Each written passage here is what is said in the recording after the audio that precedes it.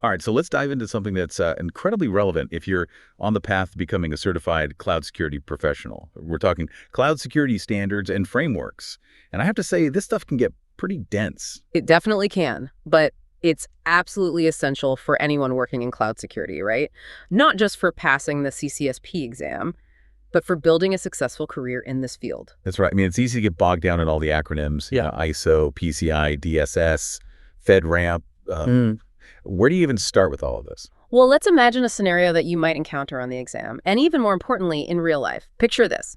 A client asks, are you ISO 27017 compliant? Now, a lot of cloud providers will say yes, right. But the real question is, what does that actually mean? Okay, that's a great point. Just seeing a badge on a website or a checkbox on a form, it doesn't tell the whole story. So ISO 27017, what's the deal with that one? ISO 27017 is basically your guide to cloud security controls. It's built on top of the broader ISO 27002 standard, which covers information security in general. But 27017 is all about the cloud. So it's taking those general security principles and applying them specifically to this crazy world of virtual machines and shared resources where everything's constantly changing. Precisely. It covers how you manage security policies, how you handle cryptography, even things like supplier relationships in the cloud. And here's where it gets interesting. Cloud providers often get certified to ISO 27017, but those certifications might not cover every single service they offer. Well, hold on. So you're saying a provider could be ISO 27017 compliant, Yeah, but maybe only for like certain parts of their platform. exactly. That's pretty important to know for the exam, and even more so when you're actually advising clients in the real world. Absolutely. You need to know how to read those compliance statements, understand their scope, be able to explain it to your clients. Don't make assumptions. For example, Google Cloud, they have a whole web page breaking down their ISO 27017 compliance, specifying exactly which services are covered. That makes sense. So it's not enough to know the standard exists, right? You need to know how to analyze those compliance documents, understand their limitations, and know where to find that information for different providers. That's the key. Now let's switch gears a little bit. Let's talk about something incredibly specific and high stakes. Payment card data. This is where PCI DSS comes in. Ah, yes, PCI DSS. I've heard some horror stories about those fines. Not something you want to mess with.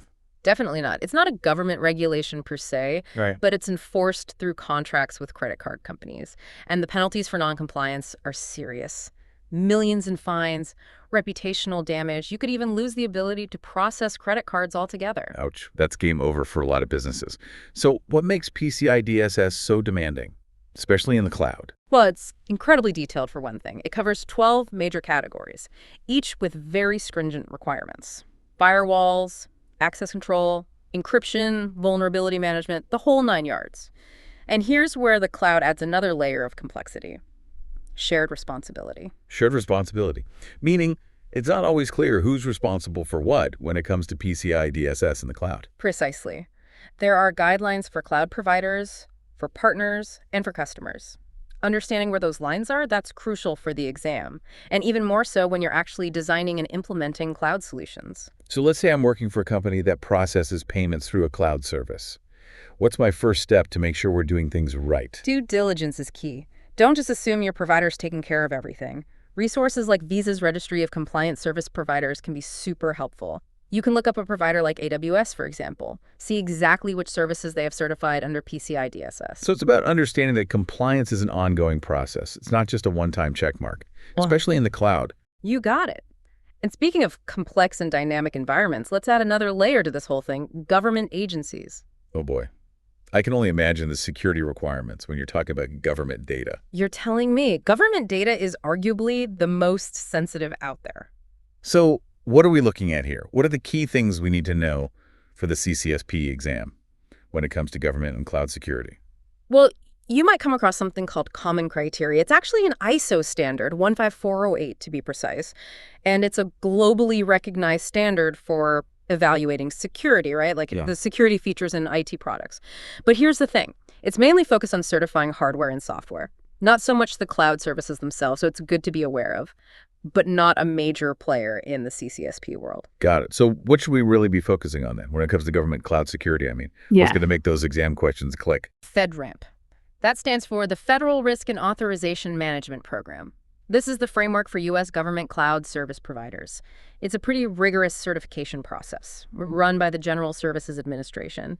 And the beauty of it is it's centralized. So once a provider gets that FedRAMP authorization, it's accepted across all federal agencies. Oh, that makes a lot of sense. It would be a nightmare if each agency had its own separate set of cloud security requirements.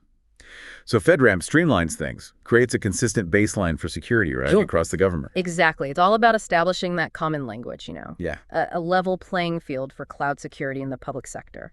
And this is where the FedRAMP marketplace comes in. It's an invaluable resource, honestly, for anyone working with government agencies or, of course, studying for the CCSP exam. So if I'm trying to, let's say, advise a government agency on choosing a cloud provider, I can go to this FedRAMP marketplace and see a list of all the authorized services. You got it. You can even drill down into specific entries, get detailed information on their security controls, compliance status, what types of data they're authorized to handle. It's a must-know for sure. Okay, FedRAMP check.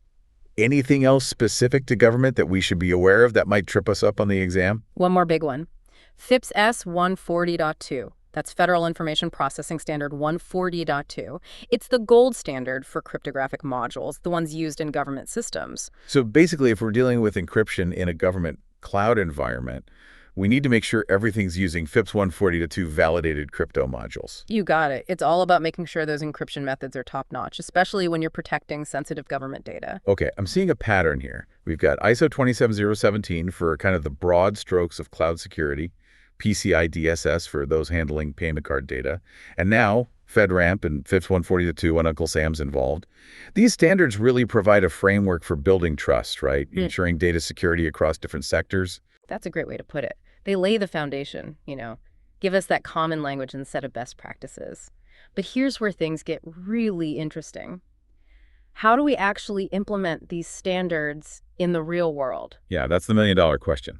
I can memorize all the acronyms and definitions, but how do I actually build secure cloud systems?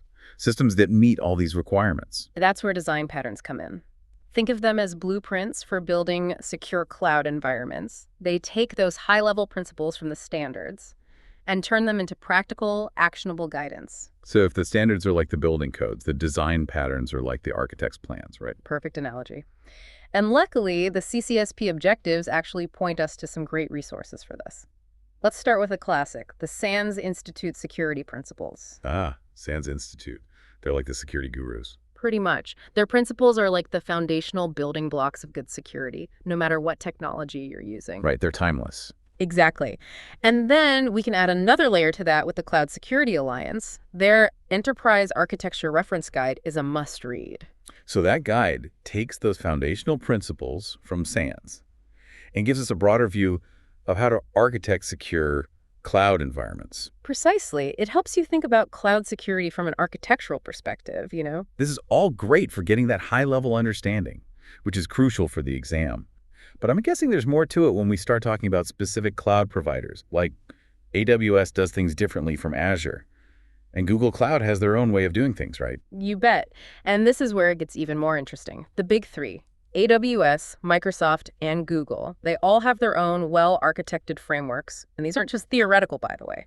They provide very specific implementation advice tailored to each provider's platform and services. So this is gold for the exam then. Gold for the exam and for your day-to-day work. Okay, let's break these down a bit. What's the AWS well-architected framework all about? Think of it like having a personal security consultant from AWS, guiding you through how to build secure, high-performing, resilient infrastructure on your platform, of course. They cover 5 key pillars: operational excellence, security, reliability, performance efficiency, and cost optimization. 5 pillars. So it's not just about security then, is it? Nope, it's about building a well-rounded solution. Makes sense. And for each pillar, they give you design principles, best practices, even questions to ask yourself to assess your workloads and figure out where you can improve. That's really cool. It's like a checklist to make sure you're not missing anything critical. It's more than a checklist. It's a whole philosophy of cloud architecture, really, guiding you towards building solutions that are secure, reliable, efficient, from the ground up. They even have a tool for it, the AWS Well-Architected tool.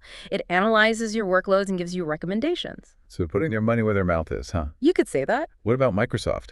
How does Azure's framework compare to AWS? They have the same goal, guiding you towards well-architected cloud solutions. But there are some differences in emphasis. Azure's framework also focuses on 5 pillars: cost optimization, operational excellence, performance efficiency, reliability, and security. They've got a ton of documentation, best practices, even workshops. Sounds pretty comprehensive. What about Google Cloud? How do they approach this whole well-architected framework thing? Google Cloud's architecture framework takes a bit more of a holistic view. It's not just about the technical best practices. They consider business and organizational factors, too. Interesting. So they're looking at the bigger picture, not just the technology in isolation. Exactly. They want you to align your cloud strategy with your business goals, build a culture of innovation, even design for sustainability. And of course, they have specific design patterns and best practices for their services. Okay, this is a lot to process. We've gone from these broad standards like ISO 27017 and PCI DSS to the very specific requirements of government with FedRAMP and FIPS 140-2. And now we're talking design patterns and these vendor-specific frameworks. It's a lot. It is a lot, but here's the key takeaway. Understanding these frameworks isn't just about passing the CCSP exam.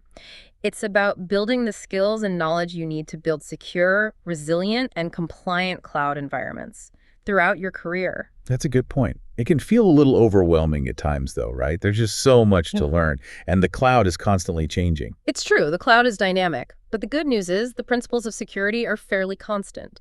The frameworks we've talked about provide a solid foundation, and they're designed to be adaptable.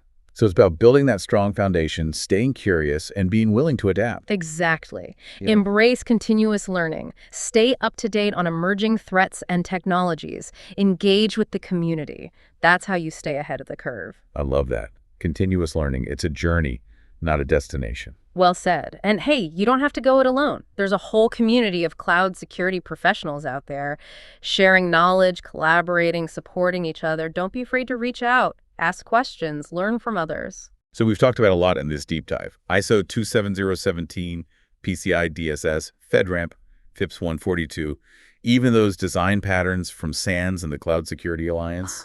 Wow. My head's spinning. I know, right? It's a lot to absorb, but I think we've given everyone a good overview of not just what these frameworks are, but why they're so important, especially for someone going for the CCSP. And that why is what I really want to emphasize. It's easy to get caught up in the details, the checklists, the acronyms. But what's the big picture here? Why do these frameworks matter so much? In the grand scheme of cloud security, I mean, At the end of the day, it boils down to trust. Clients need to be able to trust that their data is secure in the cloud. And these frameworks give us a way to prove that security in a way that's consistent and verifiable. it's not just about checking boxes then, or meeting some compliance requirement on paper. Right, it's about building a foundation of trust so that businesses and organizations can actually use the cloud with confidence. It's like this giant web of trust, woven together by these shared standards and best practices. And as cloud security professionals, especially those holding the CCSP certification, we're the ones responsible for maintaining that web. That's a great analogy, and that's why it's so important for anyone pursuing the CCSP to not just memorize these frameworks, but to really internalize the principles behind them. Because at the end of the day, it's about applying those principles to real-world situations, right? Absolutely. Every cloud environment is different. Every organization has unique security needs. You'll need to weigh different factors, consider trade-offs, make decisions based on your understanding of these frameworks and the principles they embody. So it's not just about rote memorization, it's about critical thinking. Exactly. The CCSP exam is going to test you on that. Analyzing scenarios, applying your knowledge, making judgments. This has been really eye-opening. I feel like I have a much better grasp on why these standards and frameworks are so crucial. But before we wrap up, I want to touch on something you said earlier about the cloud constantly evolving, new technologies, new threats. How do we stay ahead of the curve? That's the million-dollar question, isn't it? But here's the good news.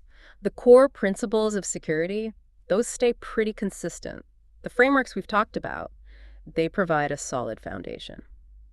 And they're meant to be adaptable. So it's about having that strong foundation, staying curious, being willing to adapt. You got it. Embrace continuous learning. Stay informed about new threats, new technologies. Be part of the community. I love that. Continuous learning. It's a journey, not a destination. Couldn't have said it better myself. And remember, you don't have to do this alone. There's a huge community of cloud security professionals out there. People sharing their knowledge, collaborating, helping each other out. Don't be afraid to reach out. Ask questions, learn from the best. I think that's a great takeaway for our listeners. We've covered a lot of ground today, from those abstract security principles to the very practical aspects of implementation. And I think we've highlighted just how crucial these standards and frameworks are in building trust and making sure that data stays secure in the cloud. And hopefully we've inspired some folks out there to dive even deeper into the world of cloud security. It's a challenge, for sure, but it's also incredibly rewarding, knowing that you're playing a role in protecting sensitive data and helping businesses thrive in the cloud. That's a perfect note to end on. So to all our listeners, wherever you are in your cloud security journey, whether you're just starting out or you're a seasoned pro getting ready for the CCSP exam, remember this: embrace the challenge, never stop learning, and find the joy in securing the cloud. And hey, who knows? Maybe we'll see some of you at a cloud security conference sometime, sharing your knowledge and experiences with the community. That's all the time we have for this deep dive into cloud security standards and frameworks. Thanks for joining us, and we'll see you next time for another exciting exploration of the cloud security landscape.